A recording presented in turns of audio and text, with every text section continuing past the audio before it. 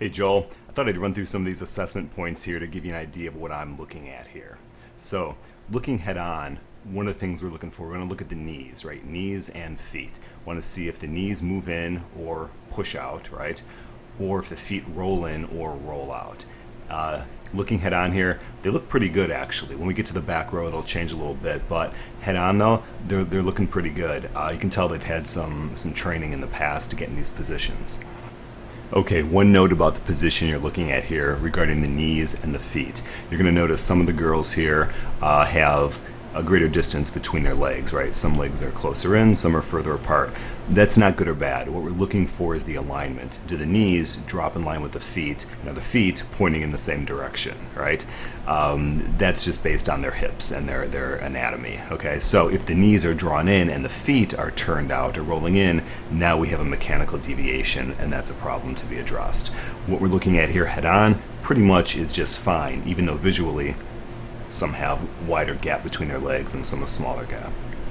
Now moving over to profile, check out the side view here, right? We get to look at the arm positions and the back positions. Make sure that they're not leaning too far forward, right, from the waist, and also make sure that their arms can be held up overhead by their ears and straight. Okay? Some of them do okay. You're gonna have a clump over here when we get around to the other side that are gonna be kind of a mess. The exception here would be Kaimara's arms. You can tell the difference between her position and the athletes around her. This would be a positive restriction. The other thing I want to draw your attention to at the other arrow is Allie, okay, her foot position. You see how she lifts the heel on the right side? That's a positive restriction in the calf. I suggest it's a problem because of the posterior tibial tendonitis that she's been diagnosed with. I suspect what she probably does is she tries to take the weight off of that side and puts it on the left side. What that means is the left side, the hip, the ankle, the knees, they have to do more than their fair share of the work when she's using her body. So this would also fall in the positive restriction category. When we go to the back, we're going to have an opportunity to also take a look at their general squat position, looking at the feet, ankles, and the knees, and their arm position again. Okay, so I'm freezing here on Claire because this is kind of where the mess begins, all right? You can check out our arm position here. Elbows are bent way forward, not able to maintain the position. Also, check out her feet and her knees, all right? There needs to be some separation between the legs for there to be any kind of decent power or mechanical leverage, and it's just a very weak squat position she presents with here.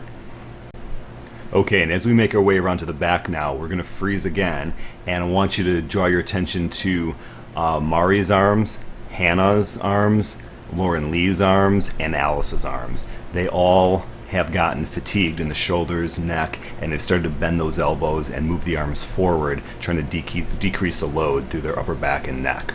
Also, check out Mari's foot, or her feet actually, both of them.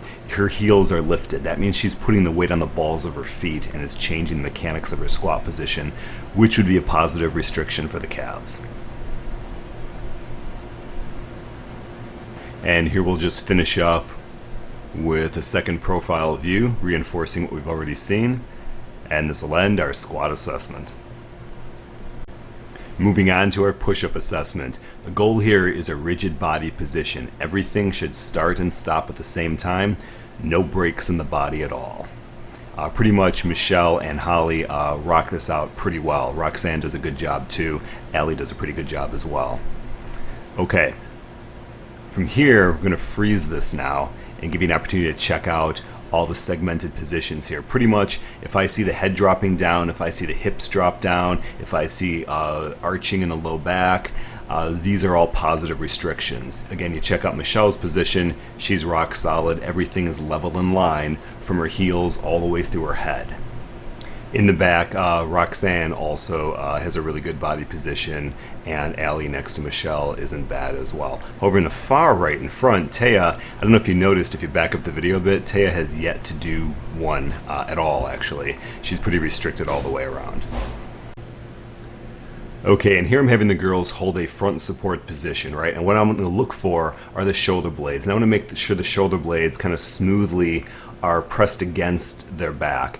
that they're not winging up, pointing up towards the ceiling. An indication that the serratus anterior muscle, if you reach your hand under your armpit and right on the side of your rib cage, it's one of the muscles that has to stabilize your shoulder blades so you can push. Without it, your pushing muscles can't push as well. An example of what I'm talking about is here, okay? This obviously is not one of your athletes, but another athlete here.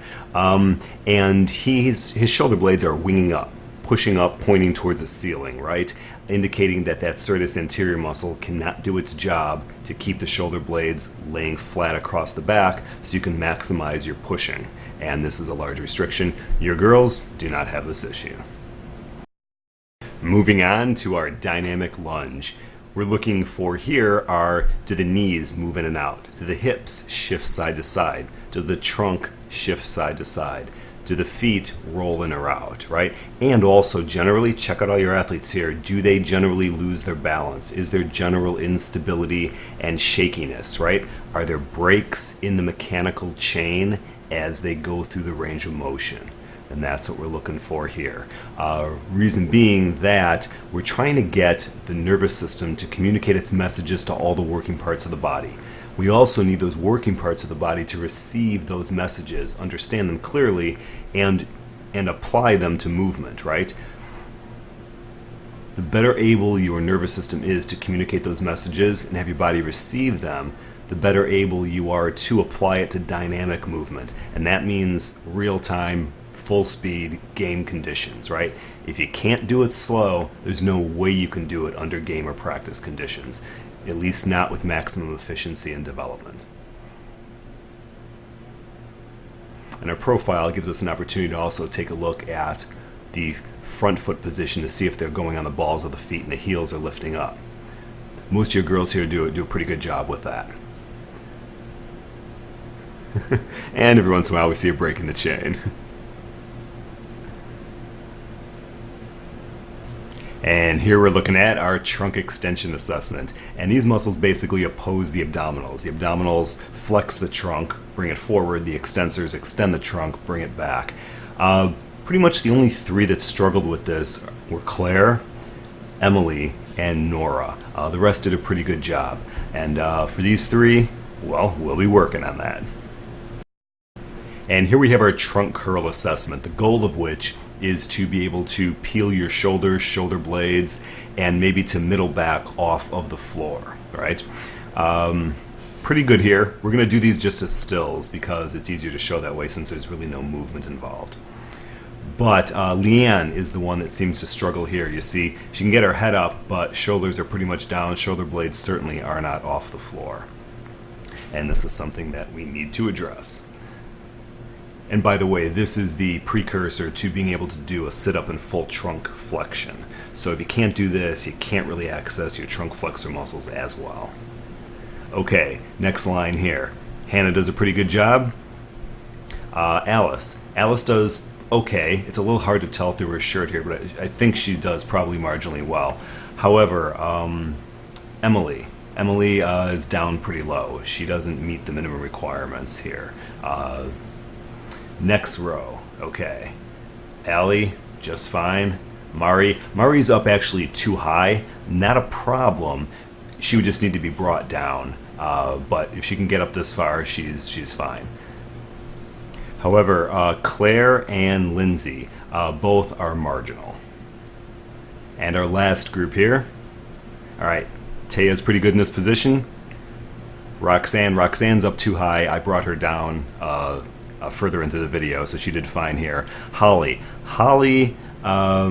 is marginal. And Kaimara, she did pretty good. Yeah, she's up just fine. Holly here you get a better view of, really just marginal, kind of like Claire. And this will end trunk curl assessment.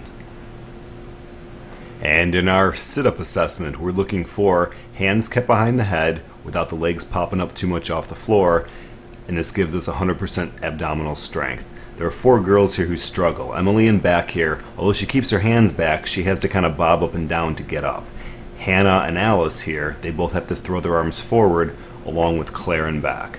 trying to gain a mechanical advantage. So the 4 of them don't have quite 100% capacity that we're looking for in the abs, and we'll take care of that. So this sit-up test is considered an 80% capacity position by crossing the arms over the chest, right? And check out the same 4 girls, Emily, Alice, Hannah. They all have to push their arms forward to gain a mechanical assist here. And Claire in back, check her out. She's got to throw her arms forward, kind of pump them twice, bend her knees to leverage herself up. So even at the 80% test position, these 4 girls don't demonstrate even 80% capacity. So I'm primarily testing 3 things in this position: middle and lower trapezius and the external rotator cuff muscles of the rotator cuff. All right, if we look at Michelle as an example of what it should look like here, and we can kind of match her position against everyone else's, it gives us a good yardstick to measure everyone else's position here. We can see Hannah struggles here a bit, Claire in back really struggles. And for the most part, a lot of these other girls do a pretty good job. Some of them have modified by lowering their arms a bit, which is okay too. It's still a valid test. Taya here gets fatigued pretty quickly. And Nora actually will end up getting fatigued in just a couple moments here too. But in terms of being able to hit the position pretty well, pretty good for most of them. In terms of endurance and stamina, we got to bump that up a little bit. Hey Joel, so I hope this gives you a little bit of insight into the assessments process and the thinking behind it. And now we'll end with a little bit of nonsense.